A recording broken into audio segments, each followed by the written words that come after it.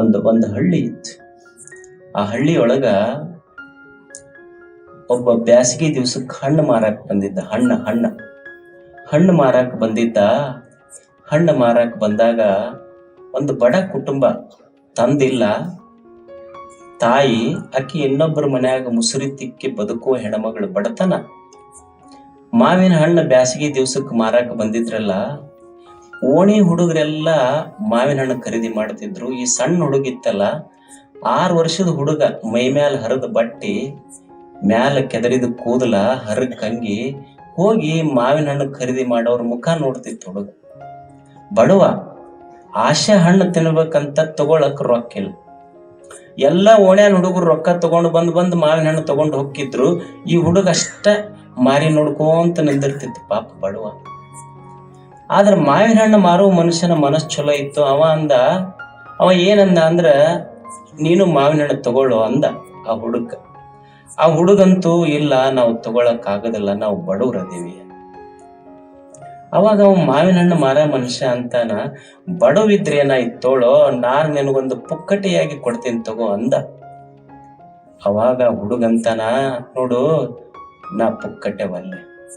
ಯಾಕಂದ್ರ ನನ್ನ ತಾಯಿ ನನಗೊಂದು ಮಾತು ಕಲಿಸಾಳ, ನಿನಗೊಂದು ಹಣ್ಣು ಪುಕ್ಕಟೆಯಾಗಿ ಕೊಡ್ತೀನಿ ತಗೋ ಅಂತ. ಮಾವಿನ ಹಣ್ಣು ಮಾರವ ಹೇಳ್ತಾನ. ಬಡವ 6ನೇ ಕ್ಲಾಸಿನ ಹುಡುಗ ಹೇಳ್ತಾನ, ನೋಡು, ನಮ್ಮವ್ವ, ನಾವು ಬಡವ್ರು ಇರಬಹುದು, ನಮ್ಮ ಅಪ್ಪ ಇಲ್ಲ, ನಾ ಬಡವದೀನಿ, ಆದ್ರೆ ನನ್ನ ತಾಯಿ ಮಂದಿ ಮನ್ಯಾಗ ಮುಸುರಿ ತಿಕ್ಕಿ ಬದುಕುದ್ರು ಸಹಿತ ನನಗೊಂದು ನೀತಿಯ ಮಾತು ಕಲಿಸಾಳ ನನ್ನ ತಾಯಿ.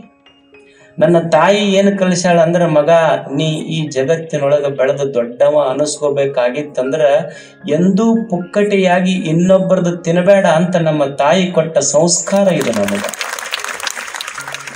ಮಗ, ಪುಕ್ಕಟೆಯಾಗಿ ಎಂದೂ ಇನ್ನೊಬ್ಬರು ತಿನ್ನಬೇಡ ಅಂತ ನನ್ನ ತಾಯಿ ಸಂಸ್ಕಾರ ಕೊಟ್ಟಾಳ.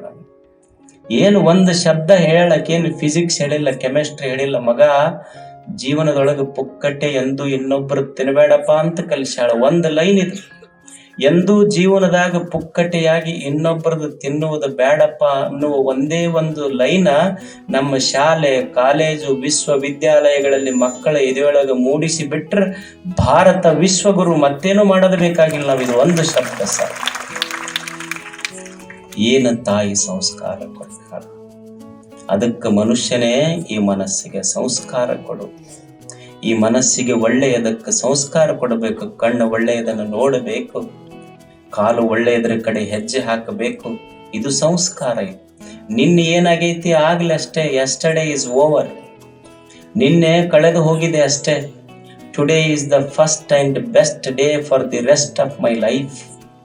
ಇವತ್ತು ಹೊಸ ದಿನ ಆಯ್ತು, ಹೊಸ ಕಣ್ಣೈತಿ. ಋಷಿಗಳು ಪ್ರಾರ್ಥನೆ ಮಾಡ್ತಿದ್ರು, ನನ್ನ ಕಣ್ಣ ಬೆಳಿಗ್ಗೆದ್ದಾಗ ಚಲೋದು ನೋಡ್ಲಿ, ಚಲೋದು ಕೇಳಿ, ಚಲೋದು ಮಾತಾಡ್ಲಿ, ನನ್ನ ಕಾಲ ಒಳ್ಳೆಯದರ ಕಡೆ ಹೆಜ್ಜೆ ಹಾಕಲಿ. ಮನುಷ್ಯನೇ, ಒಳ್ಳೆಯದನ್ನು ನೋಡು, ಒಳ್ಳೆಯದನ್ನು ಕೇಳು, ಒಳ್ಳೆಯದನ್ನು ಮಾಡು, ಒಳ್ಳೆಯದನ್ನು ಮಾತಾಡು, ಒಳ್ಳೆಯದರ ಕಡೆ ನಿನ್ನ ಹೆಜ್ಜೆಯನ್ನು ಹಾಕು. ಇದು ಸಂಸ್ಕಾರ. ಇದು ಈ ಜಗತ್ತು ಅಂದ ಮೇಲೆ ಒಳ್ಳೆಯದು ಕೆಟ್ಟದ್ದು ಕೂಡ ಇರ್ತಾವೋ ಮನುಷ್ಯನಿಗೆ. ಈ ಜಗತ್ತಿನೊಳಗ ತಿಳ್ಕೊಂಡು ಬದುಕಷ್ಟೇ. ಒಳ್ಳೆಯದನ್ನು ಸ್ವೀಕಾರ ಮಾಡಬೇಕಾಗ್ತದೆ. ದೇವರ ಕೈ ಕೊಟ್ಟಾನ. ಈ ಕೈಯಿಂದ ನಾವು 10 ಮಂದಿಗೆ ಹೊಡಿಬಹುದು.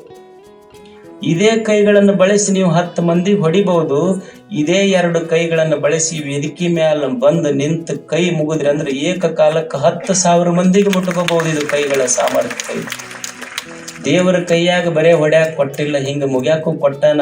ಬಸವಣ್ಣ ಶರಣು ಶರಣಾರ್ಥಿ ಅಂದ್ರೆ ಕಲ್ಯಾಣ ನಿರ್ಮಾಣ ಆಗಿತ್ತು. ಬಾಗಿದ ತಲೆ ಮುಗಿದ ಕೈಯಾಗಿರಿಸು ಕೂಡಲ ಸಂಘ. ಇದು ಕಲ್ಯಾಣ. ಇದು ಅಷ್ಟೆ ಗೊತ್ತಿರಬೇಕು ಮನುಷ್ಯನಿಗೆ. ಇದು ಏನು ಹೆಜ್ಜೆ ಇಟ್ಟಾನ.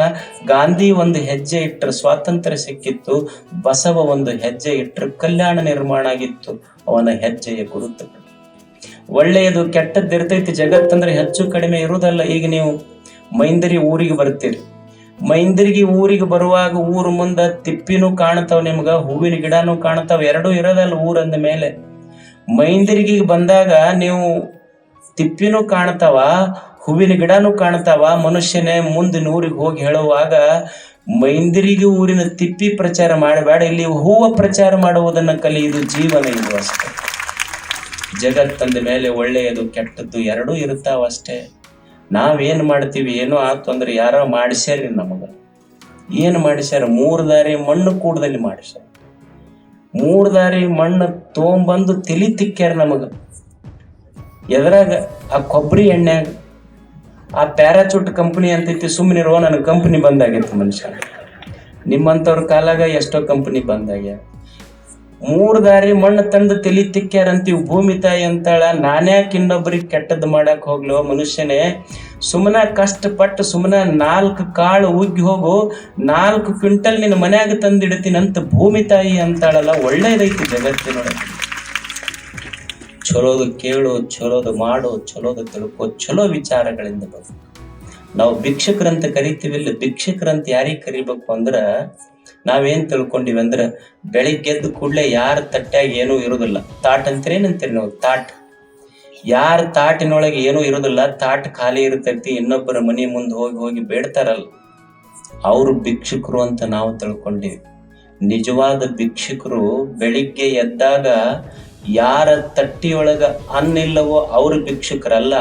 ಬೆಳಿಗ್ಗೆ ಎದ್ದಾಗ ಯಾರ ತಲೆಯಲ್ಲಿ ಒಳ್ಳೆಯ ವಿಚಾರಗಳಿಲ್ಲವೋ ಅವರು ಭಿಕ್ಷುಕರನ್ನುವ ಸತ್ಯ ನಾವು ತಿಳ್ಕೋಬೇಕಷ್ಟೆ. ಇದೂ ಸಂಯಮ, ಇದೂ ಸಂಸ್ಕಾರ. ಇದರ ಮೇಲೆ ಈ ಜೀವನದ ಬಂಡಿ ಕಟ್ಟುವುದು. ತಮಗೆಲ್ಲ ಶರಣು ಶರಣು.